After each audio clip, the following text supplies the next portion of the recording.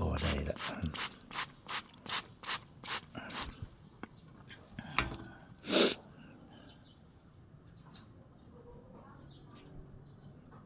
ไว้ทั้งนี้นี่สังเกตเบิ่งตอกที่มันขึ้นทั้งเทิงนี่ตัวนี้ก็เส้นที่มันขึ้นทั้งเทิงนี่สังเกตเบิ่งสิแล้วก็สิสานไปทั้งพี่ขันเฮาสานมาทั้งนี้นี่มันก็ต้องได้มา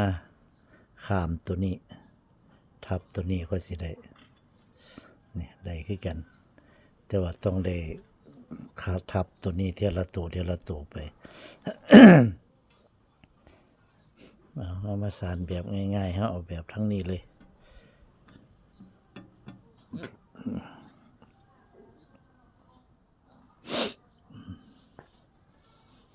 นี่ตอกที่เฮาหักไว้เอาพับไว้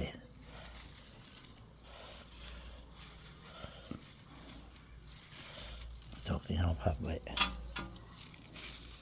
เอากระสีดน้ำมันยามห่อนมันได้สีดน้ำดูเพราะว่ามันแห้ง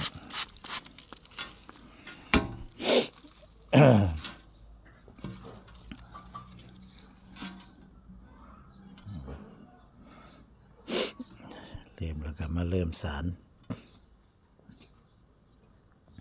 ข้างซ้ายก่อนจิบ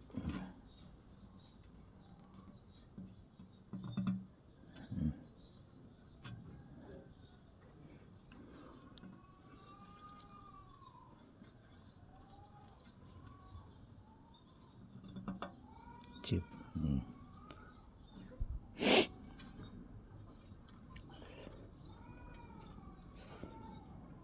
กลับมาข้างซ้ายสลับกันข้างซ้ายข้างขวาไปตลอด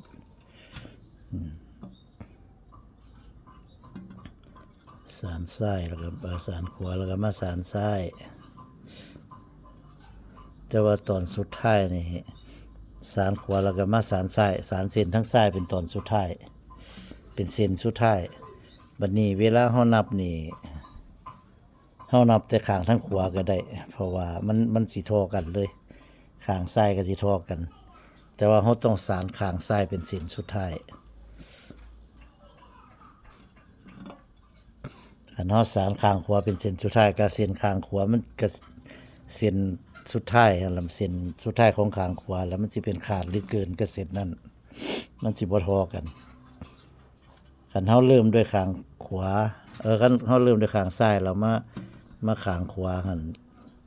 มาสานข้างขวาหั่นเป็นเส้นสุดท้ายหั่นนับข้างเดียวก็ได้นี่สมมติว่าเฮาเริ่มต้นจากข้างซ้ายเนาะอธิบายให้ฟังไหมเมื่อกี้นี่บ่ถูกหรือบ่ผิดเฮาเริ่มสานปุ๊บนี่เฮาเริ่มข้างซ้ายจังซี่แต่ว่าเวลาเส้นสุดท้ายที่เฮาสานเส้นสุดท้ายที่เฮาพอแล้วเฮาสานเป็นเส้นสุดท้ายให้มันจบที่ข้างขวาให้มันจบที่ข้างนี้มันสิเท่ากันเลยเกินไปเส้นนึงมันก็สิเกินคือกันข้างละเส้นคันเกิน2เส้นคันอันขาดมันก็สิคือกันคันนับข้างขวาแล้วนับข้างนี้ก็คือข้างนี้ก็คือจบบ่ต้องนับอีกก็ได้เวลาเฮานับเฮามักสินับข้างนี้เฮาบ่นับก็บ่เป็นหยังแต่ว่าเวลาสานให้สานทั้งนี้เป็นเส้นสุดท้าย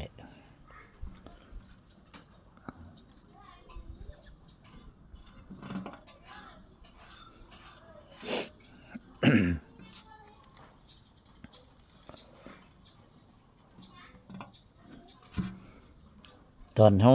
เริ่มสิก่อสิสานเฮาก็เสกเม็ดตอกซะก่อนว่าเฮาสิเอาจักเส้นเฮาสิเอาน้อยเอาใหญ่ปานใดเฮาสิใส่ตอกจักเส้นเฮาก็เสกเม็ดตอกซะก่อนแล้วพอเฮาเฮ็ดแล้วเฮาก็สานเบิดตอกแล้วเฮาก็มาเสกอีกเทื่อนึงป้องกันความผิดพลาดถ้ามันผิดพลาดแล้วเวลาเฮาไปจอดแล้วเวลาเฮาไปตกกาบมันสิบ่เท่ากันถ้ามันบ่เท่ากันเฮาก็ต้องได้ม่างใหม่ม่างออกมาจนเบิดแล้วจังค่อยสิ ได้มาจอดใหม่มานับตอกแล้วค่อยจอดใหม่เพราะฉะนั้นเราต้องเสก2ขั้นตอนเสกตั้งแต่ตอนเราเริ่มเตรียมไม่ตอกสีสารแล้วก็สารแล้วเราก็มานับอีกทีหนึ่งว่ามันคู่กันบ่มันเสมอกันบ่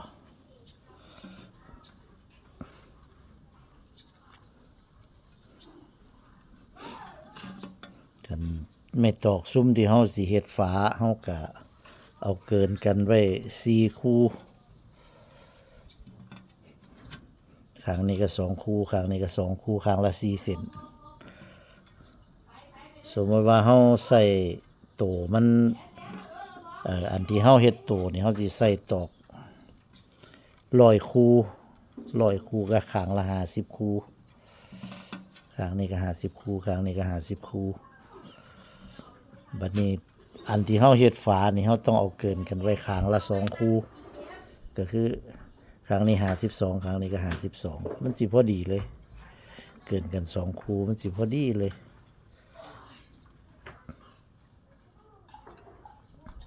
กันเกิน3คู่นี่อยากหลวมโพดแต่ว่าบางคนนี่เขาเจ้าว่าเขาเจ้าสารทอกันเรามาตึงอันนึงออกเรามาโฮบอันนึงเข้าออกซั่นว่าแต่ว่าก็ลองเฮ็ดอยู่ก็ได้อยู่แต่ว่าห่างบ่พอดีตัวตึงออกนี่ตัวที่เฮาตึงออกนี่มันสิเฮ็ดให้กระติบเข้าเฮาต่ำลงฝาสมมุติว่าตัวฝาเฮาสิเฮ็ดฝาตึงออกจังซี่มันสิเฮ็ดให้ต่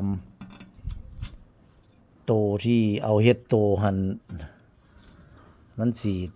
เฮ็ดให้ตึงออกแล้วสานทอกันตึงออกแล้วสิเฮ็ดให้โฮบเขาแล้วสิเฮ็ดให้สูงกว่ากันเวลาเฮาไปอัดนี่มันสิบ่พอดีนึกภาพตามออกบุ อธิบายให้ฟังแต่ว่าที่ดีๆที่แน่ๆเราหันให้เฮ็ดไว้ข้างละ2หมู่รถพอดีเป๊ะลื่นกันข้างละ2หมู่ข้างนี้2หมู่ข้างนี้2หมู่หมู่ละ2เซนเป็นคู่หั่นล่ะข้างละ2คู่หั่นล่ะ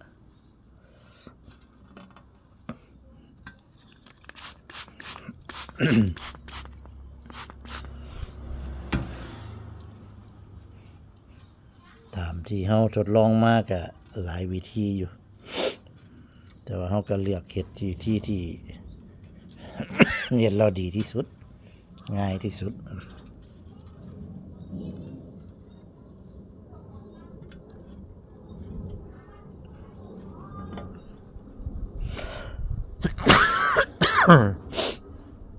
โอ้ยจะเป็นหยังมื้อเนี่ยไอ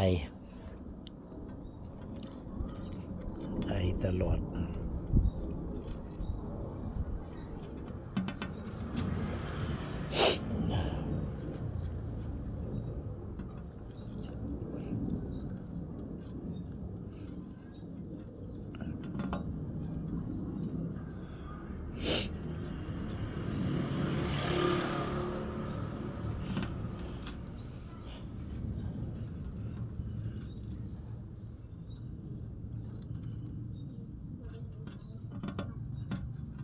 สารขึ้นมาได้ขนาดนี้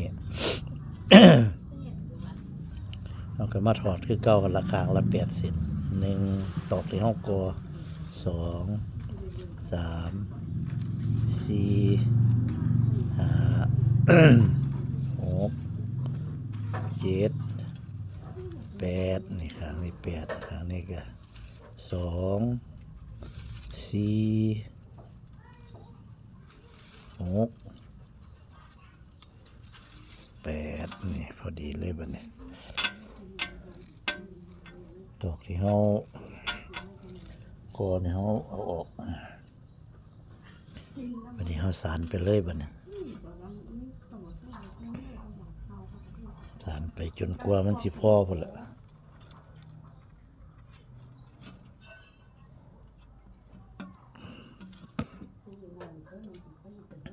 เฮาคาดว่ากระติบเข่าหน่วยนี่มันตอกเงาขึ้นมาในจักหน่อย5 กรัม โตมันเฮาสิใส่ไม่ตอกอยู่ ข้างละ55หมู่55คู่สำหรับตู้มัน55คู่ข้างนี้55ข้างนี้ก็55บัดที่นี่ฝามันเฮาคิดว่าสิเฮ็ด57คู่ข้างนี้57ข้างนี้ก็57ลื่นกัน2คู่ตามที่เฮา เตรียมไม่ตอกไว้เราจัดเตรียมไม่ตอกไว้เรียบร้อย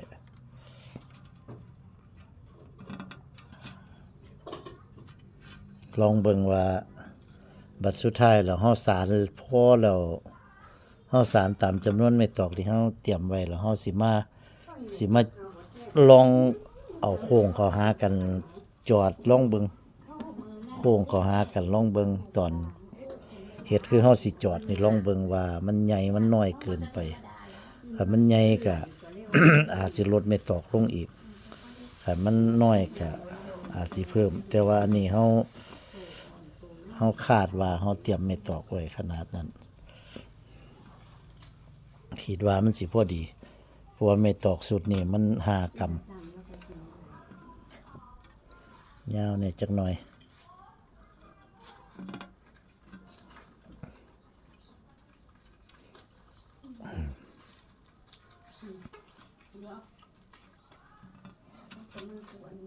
ข้าวเมาท่านกับเป็นตะแซ่บอยู่แต่ว่าเขาเลยกินน้อยแล้วท่านกินแล้วกินแต่เขาเทียบนี่คือกันกินแล้วกินกันเนื้อหน่อแบบเราเช่าลูกเราอีกให้บุกก็ให้บุกไปก่อน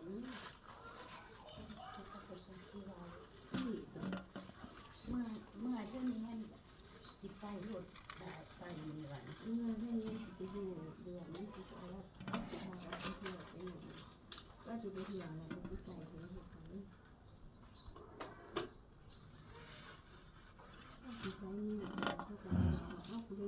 สานไปเรื่อยๆคันมัน แห้งหลายสารเวลาเฮาสานเข้าไปมันบ่อยู่เฮาก็สีดน้ำใส่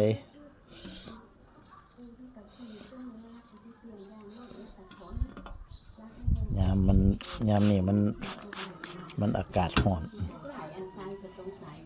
ยามนี้อากาศร้อนมันก็เลยบ่อันนั้นปานใดบ่ขาดน้ำบ่ได้ปานใด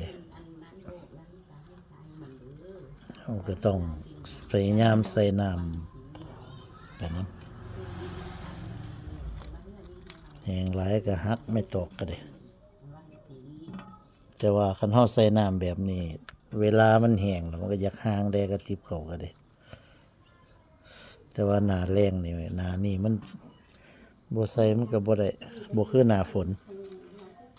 หน้าฝนหน้าหนาวได้ไข่อยู่หน้าฝนนี่ไข่อยู่เฮาบ่ใส่น้ำมันก็ซุ่มซื่นอยู่หน้านี่โอ้มันแห้งเฮ็ดให้ไม่ตอกเฮาหักเลย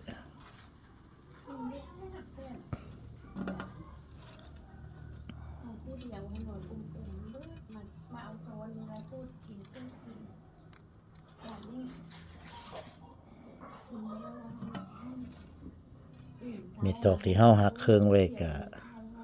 เฮาพับไว้ก็เวลาสารเฮาก็ให้มันมาอยู่หม้องนี้มีตอกที่เฮาพับไว้มาอยู่สามเหลี่ยมนี่มันก็ส่วนมันก็สิใกล้เคียงกัน ใกล้เคียงกันว่า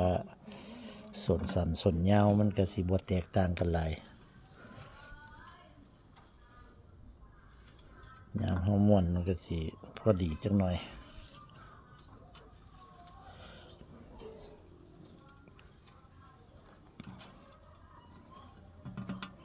สานไปเรื่อยๆจนกว่าตอกเฮาเตรียมไว้สิเบิดสิพอพุ่นล่ะพี่น้อง คลิปนี้ก็อาจสิเอาให้พี่น้องเบิ่งจนเบิดบ่ได้เพราะว่ามันยาวมันสิยาวเกินไปบางทีก็อาจสิเฮ็ด2 คลิปให้พี่น้องได้เบิ่งกันตอนเริ่มก่อเริ่มเฮ็ดนี่ล่ะแล้วก็ไปฮอดตอนเฮา สิแล้วตอนสิแล้วว่าสิเฮ็ดจังไดก็บ่ได้แตกต่างกันดอกค่ะถ้าเฮ็ดคันก่อได้แบบนี้แล้วก็เฮ็ดไปแบบเดียวกันนี่แหละจนถ้าของไม่ตอกที่เฮาเตรียมไว้จนแล้วพุ่นล่ะจนเบิดจนพอ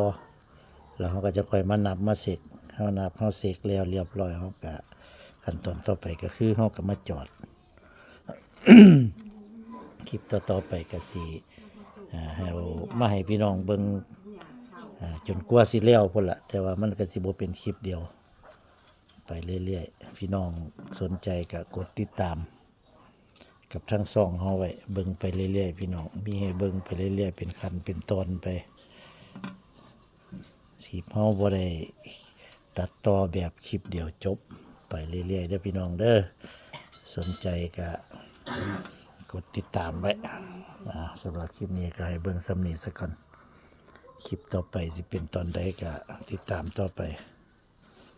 สวัสดีครับ